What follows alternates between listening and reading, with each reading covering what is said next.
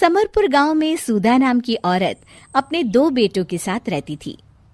उसका छोटा बेटा राकेश प्रिया नाम की लड़की से बहुत प्यार करता था और उससे शादी भी कर लेता है।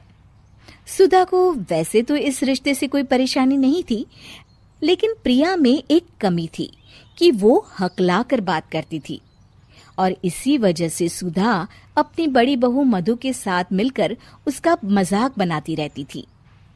प्रिया, कल जो मैंने तुझे सामान की लिस्ट दी थी, कहाँ रखी है? माँ जी, वो प्रिया हकलाने लगती है। अरे बोल भी, जल्दी बोल।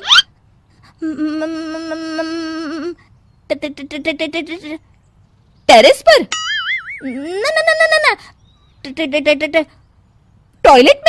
टॉयलेट में लिस्ट कौन रखता है? अरे बोल भी दे, अब जितनी देर में तू बोलेगी दुकान ही बंद हो जाएगी।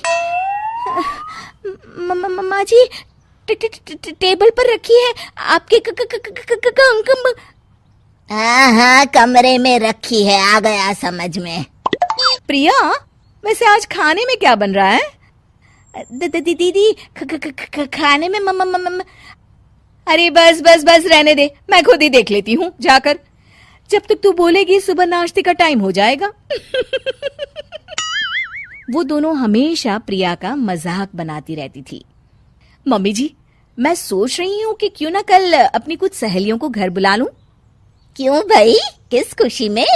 यहाँ कौन सी दावत है बहू? मम्मी जी, मेरी दोस्त आएंगी, वो भी तो प्रिया से मिल लेंगी। समझिए ना थोड़ा बात को। हाँ, तू सही कह रही है। एक काम करती हूँ, मैं भी अपनी सहेलियों को बुला ही लेती हूँ, बड़ा मजा आएगा।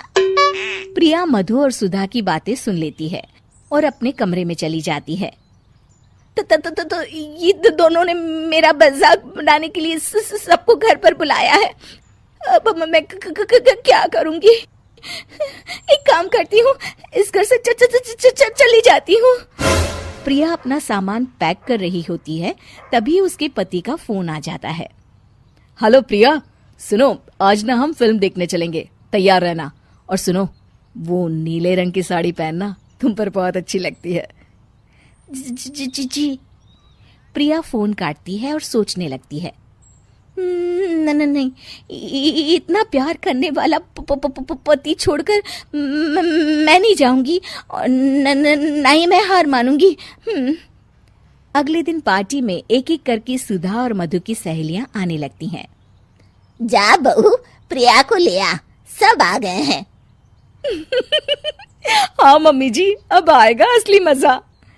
प्रिया पार्टी में आ जाती है। उषा, रमा, आओ ना सभी, देखो ये है मेरी छोटी बहू।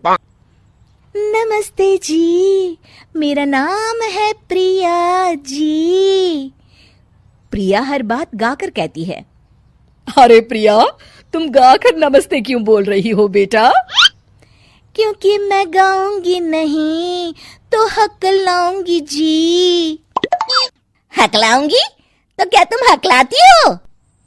हाँ, जब मैं गाती नहीं तो ज्यादा हकलाती हूँ।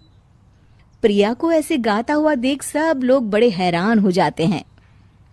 अरे मधु, इसने तो गाना शुरू कर दिया।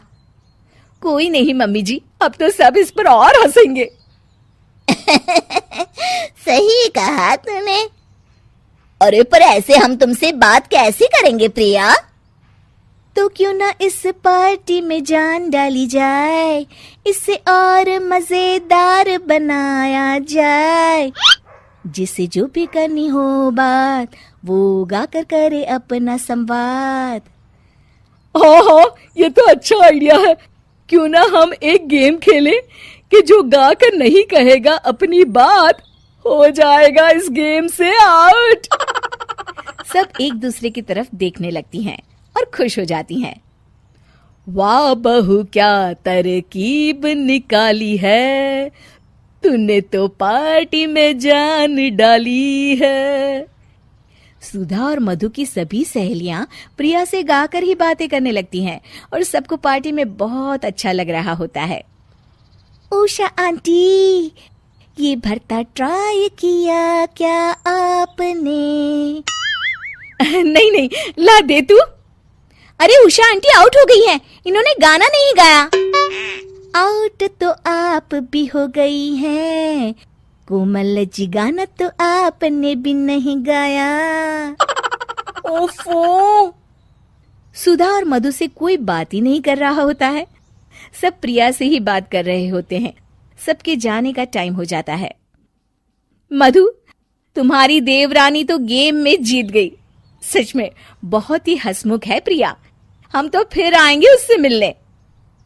हाँ हाँ सुधा, सच में तेरी बहू में बहुत हौसला है, वरना लोग अपनी कमियों से हार मान लेते हैं, पर प्रिया ने तो इसे अपनी ताकत बना लिया। सब प्रिया की बहुत तारीफ करते हैं और सुधा और मधु को शर्मिंदगी होती है कि उन्होंने प्रिया का बहुत मजाक बनाया। हमें माफ कर दे बहू, हमने तेरा बहुत मजाक उड़ाया। हाँ प्रिया, सच में हम तुझे पहचान ही नहीं पाए। कोई बात नहीं, आप लोगों को एहसास हो गया। मुझे इस बात की बहुत खुशी है।